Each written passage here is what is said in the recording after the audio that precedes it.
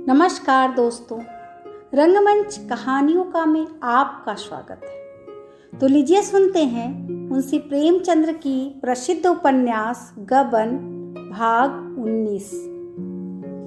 प्रातःकाल रमा ने रतन के पास अपना आदमी भेजा। खत में लिखा, मुझे बड़ा खेद है कि कल जालपा ने आपके साथ ऐसा व्यवहार किया जो उसे न करना चाहिए था।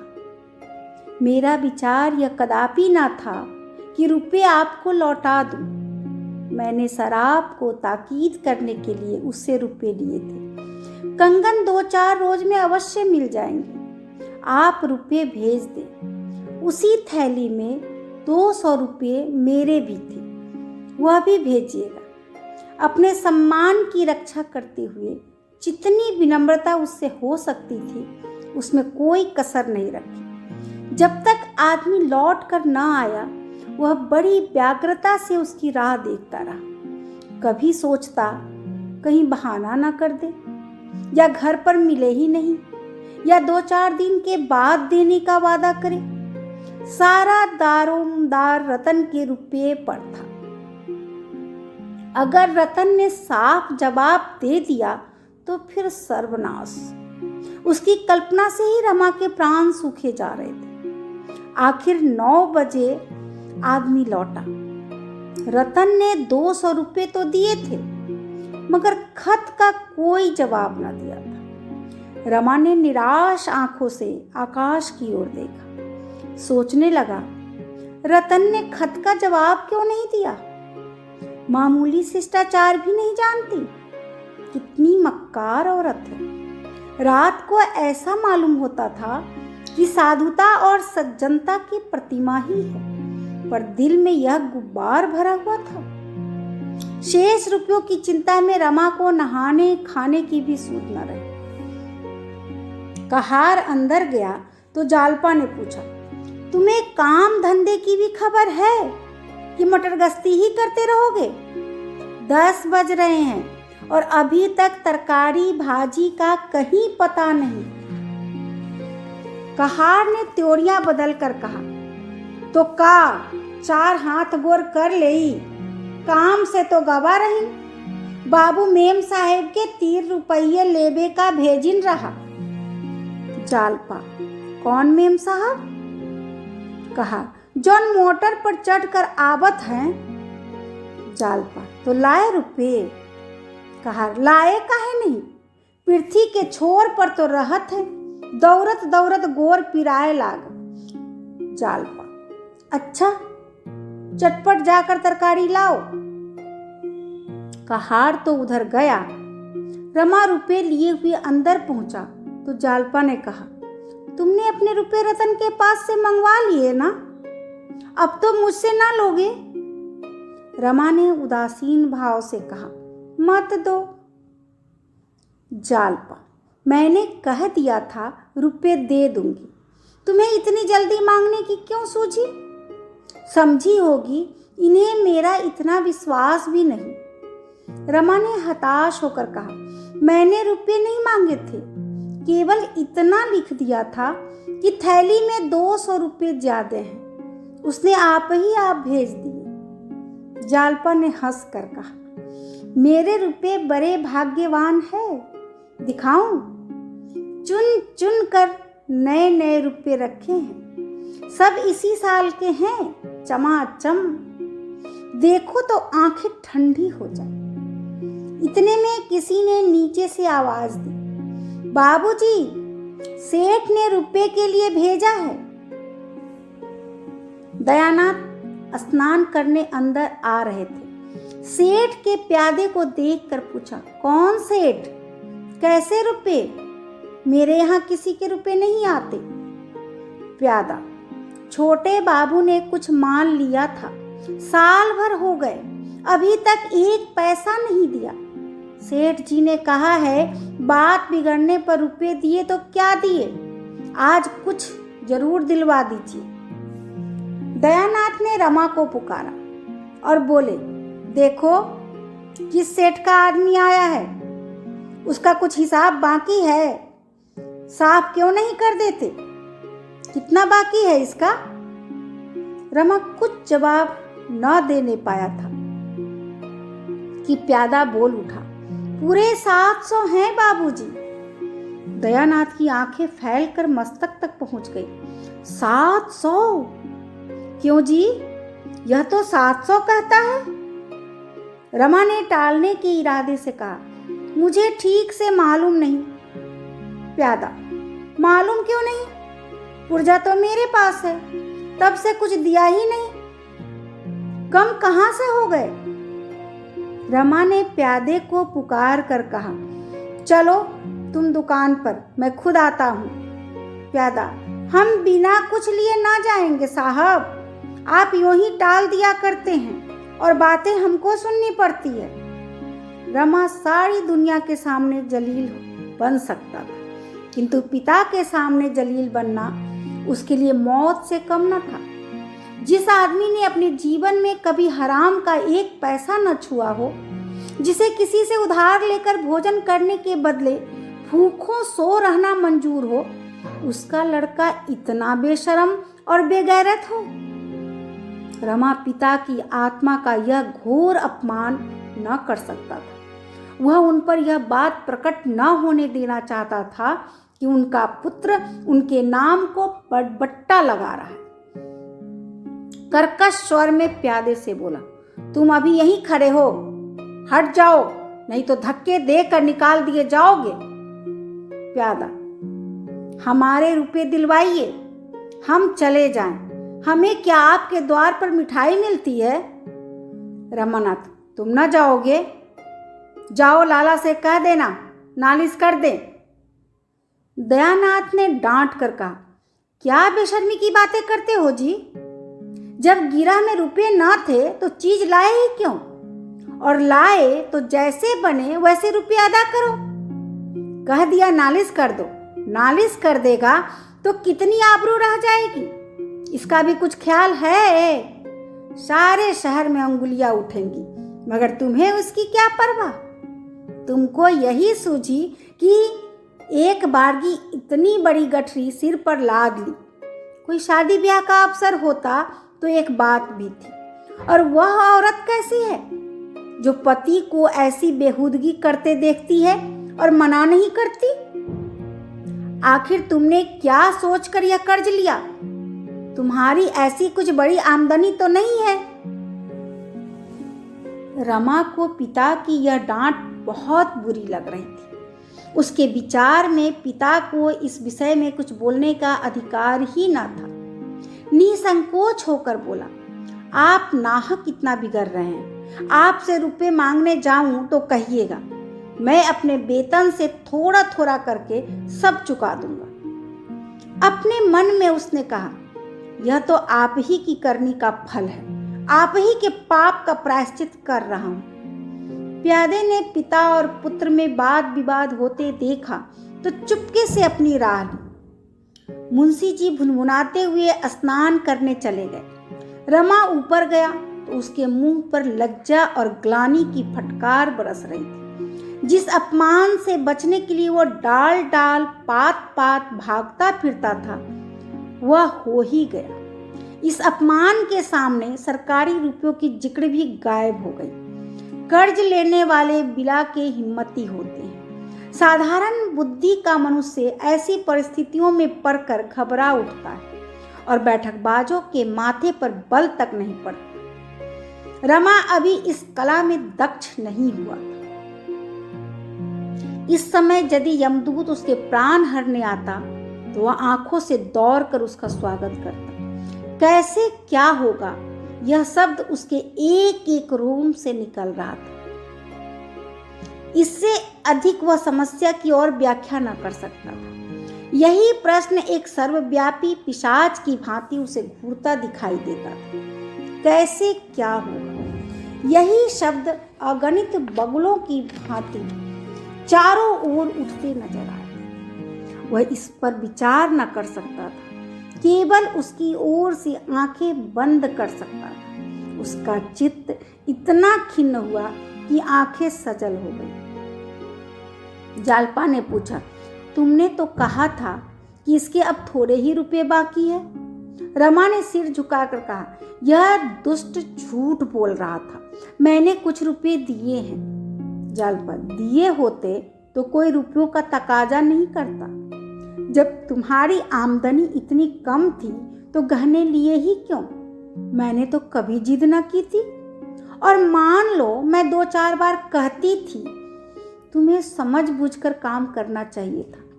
अपने साथ मुझे भी 4 बातें सुनवा दी। आदमी सारी दुनिया से पर्दा रखता है, लेकिन अपनी स्त्री से पर्दा नहीं रखता। तुम मुझसे भी पर्दा रखते हो। अगर मैं जानती तुम्हारी आमदनी इतनी थोड़ी है तो मुझे क्या ऐसा शौक चढ़ाया था कि मोहल्ले भर की स्त्रियों को तांगे पर बैठा बैठा कर सैर कराने ले जाती। अधिक से अधिक यही तो होता कि कभी कभी चित्त दुखी हो जाता, पर यह तकाजे तो न सहने पड़ते। कहीं नालिश कर दे तो 700 के 1000 हो जाए। मैं क्या जानती थी कि तुम मुझसे यह छल कर रहे हो। कोई वेश्या तो थी नहीं कि तुम्हें नोच खसोट कर अपना घर भरना मेरा काम होता। मैं तो भले बुरे दोनों ही की साथी हूँ। भले में तुम चाहे मेरी बात मत पूछो, बुरे में तो मैं तुम्हारे गले पड़ूंगी ही। रमा के मुख से एक शब्द न निकला। दफ्तर का समय आ गया था, भोजन करने का अवकाश न था। रमा ने कपड़े पहने और दफ्तर चला। जागेश्वरी ने कहा, क्या बिना भोजन किए चले जाओगे? रमा ने कोई जवाब न दिया और घर से निकलना ही चाहता था कि जालपा झपट कर नीचे आई और उसे पुकार कर बोली, मेरे पास जो 200 रुपये हैं उन्हें क्यों नहीं शराब को दे देते? रमा ने चलते वक्त जानबूझकर जालपा से रुपये न मांगे थे। वह जानता था जालपा मांगते ही दे देगी, लेकिन इतनी बातें सुनने के बाद अब रुपये के लिए उसके सामने हाथ फैलाते उसे संकोच ही नहीं, भय होता था कहीं वह फिर न उपदेश देने बैठ जाए। इसकी अपेक्षा आने वाली विपत्तियां कहीं हल्की थी। मगर जालपा ने उसे पुकारा तो कुछ आशा बंधी। ठिठक गया और बोला, अच्छी बात है, लाओ दे दो। वह बाहर के कमरे में बैठ गया। जालपा दौड़ कर ऊपर से रुपए लाई और गिन गिन कर उसकी थैली में डाल दी। उसने समझा था रमा रुपये पाकर फूला न समाएगा, पर उसकी आशा पूरी न हुई। अभी 300 रुपये की फिक्र करनी थी, वह कहाँ से आएंगे? भूखा आदमी इच्छापूर्ण भोजन चाहता है, 2-4 फुलकों से उसकी तुष्टि नहीं होती। सड़कों पर आकर रमा ने एक तांगा लिया, उससे जॉर्ज टाउन चलने को कहा। शायद रतन से भेंट हो जाए। वह चाहे तो 300 रुपये का बड़ी आसानी से प्रबंध कर सकती है। रास्ते में वह सोचता जाता था, आज बिल्कुल संकोच न करूँगा। जरा देर में जॉर्ज टाउन आ गया। रतन का बंगला भी आया। वह बरामदे में बैठी थी। रमा ने उसे देखकर हाथ उठाया, उसने भी हाथ उठाया, पर वहां उसका सारा संयम टूट गया। वह बंगले में न जा सका। तांगा सामने से निकल गया। रतन बुलाती तो वह चला जाता। वह बरामदे में न बैठी होती तब भी शायद वह अंदर जाता, पर उसे सामने बैठे देखकर वह संकोच में डूब गया। जब तांगा गवर्नमेंट हाउस के पास पहुंचा तो रमा ने चौंक कर कहा, चुंगी के दफ्तर चलो। तांगे वाले ने घोड़ा फेर दिया। 11 बजते बजते रमा दफ्तर पहुंचा। उसका चेहरा उतरा हुआ था, छाती धड़क रही थी। बड़े बाबू ने जरूर पूछा होगा, जाते ही बुलाएंगे। दफ्तर में जरा भी रियायत नहीं करते। तांगे से उतरते ही उसने पहले अपने कमरे की तरफ निगाह डाली। देखा कई आदमी खड़े उसकी राह देख रहे हैं।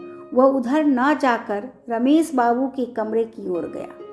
रमेश बाबू ने पूछा, तुम अब तक कहाँ थे? जी, खजांची साहब तुम्हें खोजते फिरते हैं, चपरासी मिला था। रमा ने अटकते हुए कहा, मैं घर पर न था, जरा वकील साहब की तरफ चला गया था। एक बड़ी मुसीबत में फंस गया। रमेश, कैसी मुसीबत? घर पर तो कुशल है? रमानाथ, जी हाँ, घर पर तो कुशल है।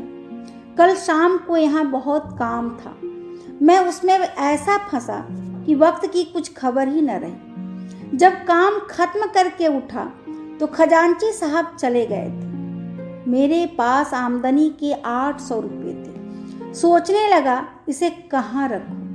मेरे कमरे में कोई संदूक ही है नहीं। यही निश्चय किया कि साथ लेता जाऊं। 500 रुपये नगद थे, वह तो मैंने थैली में रखे। 300 रुपये के नोट जेब में रख लिए और घर चला। चौक में 1-2 चीजें लेनी थी। उधर से होता हुआ घर पहुंचा तो नोट गायब थे। रमेश बाबू ने आंखें फाड़ कर कहा, 300 के नोट गायब हो गए? रमानाथ, जी हाँ, कोट के ऊपर की जेब में थे, किसी ने निकाल लिए। रमेश, और तुमको मार कर थैली नहीं छीन ली? रमानाथ, क्या बताऊं बाबूजी, तब से चित्त की जो दशा हो रही है वह बयान नहीं कर सकता। तब से अब तक इसी फिक्र में दौड़ रहा हूं, कोई बंदोबस्त न हो सका। रमेश, अपने पिता से तो कहा ही ना होगा? रमानाथ, उनका स्वभाव तो आप जानते हैं, रुपये तो ना देते, उल्टी डांट सुनाते। रमेश, तो फिर क्या फिक्र करोगे? रमानाथ, आज शाम तक कोई ना कोई फिक्र करूंगा ही। रमेश ने कठोर भाव धारण करके कहा, तो फिर करो ना। इतनी लापरवाही तुमसे कैसे हुई, यह मेरी समझ में नहीं आता। मेरी जेब से तो आज तक 1 पैसा न गिरा। आंखें बंद करके रास्ता चलते हो या नशे में थे, मुझे तुम्हारी बात पर विश्वास नहीं आता। सच सच बतला दो, कहीं अनाप शनाप तो नहीं खर्च कर डाले? उस दिन तुमने मुझसे क्यों रुपये मांगे थे? रमा का चेहरा पीला पड़ गया। कहीं कलई तो न खुल जाएगी। बात बनाकर बोला, क्या सरकारी रुपया खर्च कर डालूंगा? उस दिन तो आपसे रुपये इसलिए मांगे थे कि बाबूजी को एक जरूरत आ पड़ी थी, घर में रुपये न थे। आपका खत मैंने उन्हें सुना दिया था, बहुत हंसे, दूसरा इंतजाम कर लिया। इन नोटों के गायब होने का तो मुझे खुद ही आश्चर्य है। रमेश, तुम्हें अपने पिताजी से मांगते संकोच होता हो तो मैं खत लिखकर मंगवा लूं? रमा ने कानों पर हाथ रखकर कहा, नहीं बाबूजी, ईश्वर के लिए ऐसा न करिएगा। ऐसी ही इच्छा हो तो मुझे गोली मार दीजिए। रमेश ने एक क्षण तक कुछ सोचकर कहा, तुम्हें विश्वास है शाम तक रुपये मिल जाएंगे? रमानाथ, हाँ, आशा तो है। रमेश, तो इस थैली के रुपये जमा कर दो। मगर देखो भाई, मैं साफ साफ कह देता हूँ, अगर कल 10 बजे रुपये ना लाए तो मेरा दोष नहीं। कायदा तो यही कहता है कि मैं इसी वक्त तुम्हें पुलिस के हवाले करूं, मगर तुम अभी लड़के हो इसलिए क्षमा करता हूं। वरना तुम्हें मालूम है मैं सरकारी काम में किसी प्रकार की मुरव्वत नहीं करता। अगर तुम्हारी जगह मेरा भाई या बेटा होता तो मैं उसके साथ भी यही सलूक करता, बल्कि शायद इससे सख्त। तुम्हारे साथ तो फिर भी बड़ी नरमी कर रहा हूँ। मेरे पास रुपये होते तो तुम्हें दे देता, लेकिन मेरी हालत तुम जानते हो। हाँ, किसी का कर्ज नहीं रखता, न किसी को कर्ज देता हूँ, न किसी से लेता हूँ। कल रुपये न आए तो बुरा होगा। मेरी दोस्ती भी तुम्हें पुलिस के पंजे से न बचा सकेगी। मेरी दोस्ती ने आज अपना हक अदा कर दिया, वरना इस वक्त तुम्हारे हाथों में हथकड़ियां होती। हथकड़ियां? यह शब्द तीर की भांति रमा की छाती में लगा। वह सिर से पांव तक कांप उठा। उस विपत्ति की कल्पना करके उसकी आंखें डबडबा आई। वह धीरे धीरे सिर झुकाए सजा पाए हुए कैदी की भांति जाकर अपनी कुर्सी पर बैठ गया। पर यह भयंकर शब्द बीच बीच में उसके हृदय में गूंज जाता था। आकाश पर काली घटाएं छाई थी, सूर्य का कहीं पता न था। क्या वह भी उस घटा रूपी कारागार में बंद है? क्या उसके हाथों में भी हथकड़ियां हैं? अभी आप सुन रहे थे मुंशी प्रेमचंद्र की प्रसिद्ध उपन्यास गबन भाग 19। धन्यवाद।